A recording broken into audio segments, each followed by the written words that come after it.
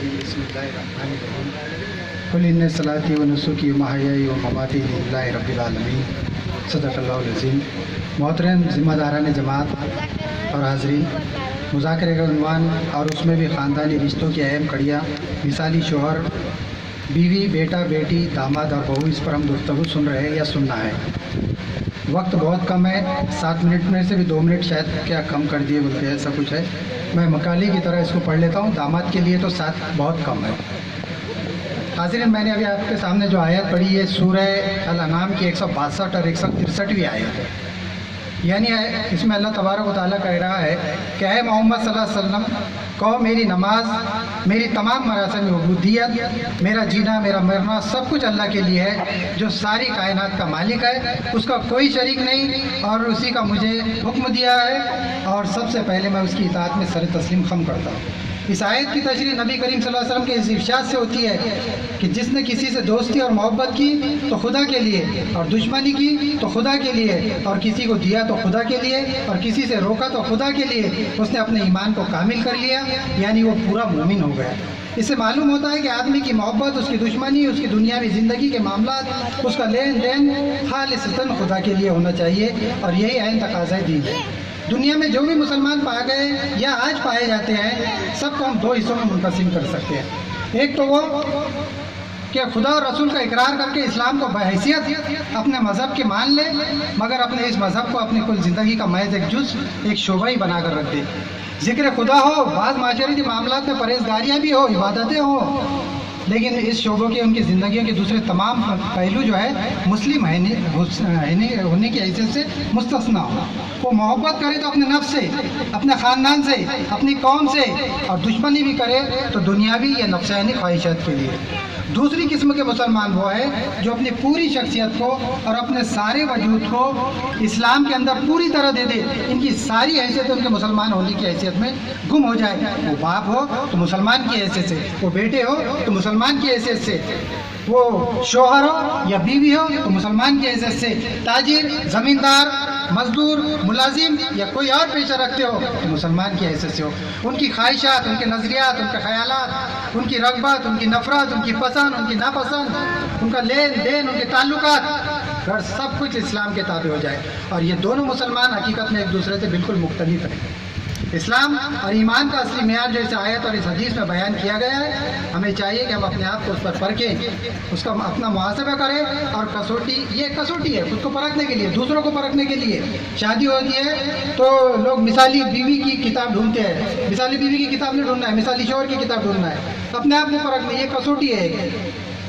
معزز سامعین، دراصل ہم غور کریں تو عمومی طور پر ایک مثالی مرد یا عورت، اور خصوصی طور پر ایک مثالی مومن یا ایک مومنہ بہترین باپ، بہترین بیٹی، بیٹا، شوہر، بیوی، بہو اور داماد بن سکتے ہیں۔ اس کے لیے مومنہ صفات جو ہے والا انسان ہونا چاہیے، اور ہر خانے میں اس نے فٹ بیٹھنا چاہیے، جیسے اللہ کے رسول صلی اللہ علیہ وسلم کی زندگی تھی۔ آپ بیٹا بہترین، باپ بہترین، پڑوسی بہترین، مزکی بہترین، صفت سالار بہترین، شوہر بہترین، داماد بہترین، خسر بہترین، ہر خانے میں آپ فٹ تھے، کوئی خانہ خالی نہیں تھا۔ تو اس طرح انسان کی زندگی ہونا چاہیے۔ جیسا کہ ماں باپ کو خوش رکھنے کے متعلق ہم ابھی سنے ہم نے ڈاکٹر صاحب سے، اسی طرح سسرالی رشتوں کے تعلق سے بھی میں کچھ کہہ دیتا ہوں کہ take care of them as your parents, اپنے والدین کی طرح ان کو خوش رکھو، تب آپ ایک مثالی داماد بن سکتے ہیں۔ اس لیے کہ گیو رسپیکٹ ٹیک رسپیکٹ، آپ کا رسپیکٹ اسی وقت ہوگا جب آپ خود کسی کا رسپیکٹ کریں گے۔ دوسری چیز یہ ہے، یہاں پر بہت سارے داماد موجود ہیں، وہ دیکھ رہے ہیں، بولے کہ یہ نئی کیا کچھ اور نئی چیز نہ آ جائے۔ کوئی نئی چیز نہیں ہے، اہل خانہ پر خرچ کریں، اہل خانہ پر خرچ کرنے پر برکت ملتی ہے، اللہ کی طرف سے برکت حاصل ہوتی ہے مال میں۔ اس لیے تو ہمارے جو سسرالی رشتے دار ہیں وہ بھی اہل خانہ ہے، تو ان پر خرچ کرے، کبھی تحفے تحائف دے، ان سے ہی تحفے نہ لے، شال اور یہ اور وہ لے، بلکہ انہیں بھی تحفے دے، تو اس سے بھی ہماری عزت بڑھے گی۔ ان کی بیٹی کو خوش رکھے، اس کی ضروریات کو پورا کرے، اس کے کام کو اور اس کی اچھائیوں کو اپریشیٹ کرے، خصوصاً سسرالی رشتوں کے سامنے، ان کے سامنے اپریشیٹ کرے، تاکہ وہ سمجھے کیا واقعی ہماری بیٹی کی، ہمارے یعنی اس کے سسرال میں حیثیت شوہر اس کی نگاہ میں بہت زیادہ عزت ہے۔ ان کو بیٹی سے ملنے دے، बेटी को उनसे मिलने दे। बाद लोग तो वो हैं, ऐसे ऐसे तजुर्बात है कि शादी के बाद में वो किसी वजह से रिश्ता नहीं हो रहा था, रिश्ता हो गया तो अब ये जाएंगे नहीं ससुराल में, तो वाकई उसके बाप के इंतकाल के बाद भी गई। ये कोई मुनासिब बात नहीं है। अगर हो सके तो खुद ससुराल लाए और ले जाए। ये बहुत बड़ी ये भी एक है, मेरे पास ज़िले की जिम्मेदारी है और मेरे पास तालुके की जिम्मेदारी है और मैं टीचर हूँ और मैं हेड मास्टर हूँ और मेरे पास हल्के की जिम्मेदारी है। आप पर ये भी जिम्मेदारी है कि आप बहैसियत शौहर उसे खुद लाए ले जाएं। ये तजुर्बा कीजिए तो इसमें और ज़्यादा ताल्लुकात जो है तो बेहतर होते हैं। अभी सरकार ने थोड़ा सा रास्ता ख़राब हो गया तो जाने आने पर पाबंदी कर दीजिए, और जा ही नहीं सकता, बोलते तो बहाने बन रहा है कि भाई मैं ले जा नहीं सकता। लेकिन कोशिश कीजिए, खुसर साहब से बातचीत कीजिए, जैसे वाली से बातचीत करते हैं खुसर साहब से भी बातचीत कीजिए। चचा ताए से आप अच्छे रहते तो खुसर साहब से भी अच्छी रहे। अपने ऑब्जेक्टिव्स उनको बताएं, आप समझाएं कि आप क्या करना चाहते हैं आगे, ताकि उनको मालूम है कि उनके दामाद जो है आगे बढ़ना चाहते हैं, कुछ कोशिश करना चाहते हैं। उसके बाद में एक अपने आंसर दे नाइसली, उनको जवाब बेहतर तरीके से दे, मुंह मोड़ कर जवाब न दे। अपना दामनपन न दिखाए, दामादपन जिसको कहते हैं वो न दिखाए। एक गारुड़ी अक्सर पहले बंदर लाता था तो आखिर में वो कहता था कि बता ज़रा ससुराल कैसा जाएगा, तो वो टोपी और ऐसा हाथ रख के बताता था। मेरा मतलब ये एक छवि बन गई है कि दामाद जो है अकड़ू होता है। और आजकल तो जैसे हमारे जो सरकारी लोग हैं हमारे जैसे, हमारे बारे में है कि वो सरकारी दामाद है, उनको कुछ नहीं बोल सकते। ये जो एक इस्तिलाह है दामाद को, इसने भी बहुत डैमेज किया है। तो ये ऐसा फिर उनको आजमाए नहीं, उनको आजमाने नहीं, वरना ऐसा ना हो कि वो आपको आजमा ले।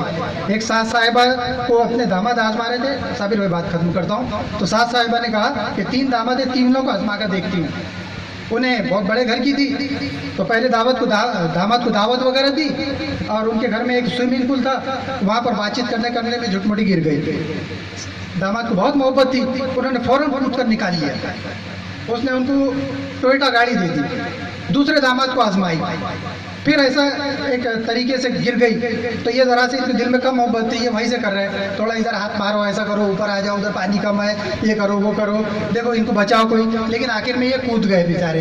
तो उसने कही कि अरे थोड़ा इसको मोहब्बत कम है, उनको गाड़ी दी थी 2 व्हीलर। अब तीसरे की बात है कि उसने पहले ही सोच लिया कि 4 व्हीलर भी गई, 2 व्हीलर भी गई, साइकिल देगी भाई। अब क्या करते, वो आगे फिर बड़ी भी ने वैसी किया, फिर उनको बुलाई और ये फिर और गिर गई। और इन्होंने कुछ ना ये बोला कि इधर उतरो ना उधर उतरो ना कुछ करो, और वो थे तो बेचारे उनका इंतकाल हो गया। ये कैसे भी इनकी जान छूटी, ये घर को गए।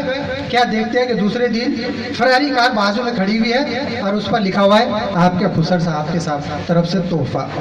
बड़ी भी की जान, बड़ी भी की से इनकी जान छूट गई। बहुत से सामाइन, आखिर में एक आधे मिनट में बात खत्म करता हूँ। हमारे पास में 2 दामाद के बहुत बेहतरीन मिसालें हैं, हज़रत उस्मान गनी रज़ी अल्लाह ताला और हज़रत अली रज़ी अल्लाह ताला। आप शुजाअत में, इल्म में अगर आगे थे हज़रत अली, तो हज़रत उस्मान गनी जो है सखावत और माल और शर्म हया में कि फरिश्ते भी उन पर रश करते थे। ये 2 दामाद हमारे पास में मिसालें हैं। और अल्लाह के रसूल सल्लल्लाहु अलैहि वसल्लम की तो खुसर के हैसियत से हमारे पास मिसाल है। दोनों भी अपने खुसर को बहुत चाहते थे और उनके खुसर भी उनके दामाद को बहुत चाहते थे। मेरे ख्याल मैंने मुंतज़िमीन से वक्त ज़्यादा ले लिया, लेकिन इस का हक अदा कर दिया शायद दामाद के। इसका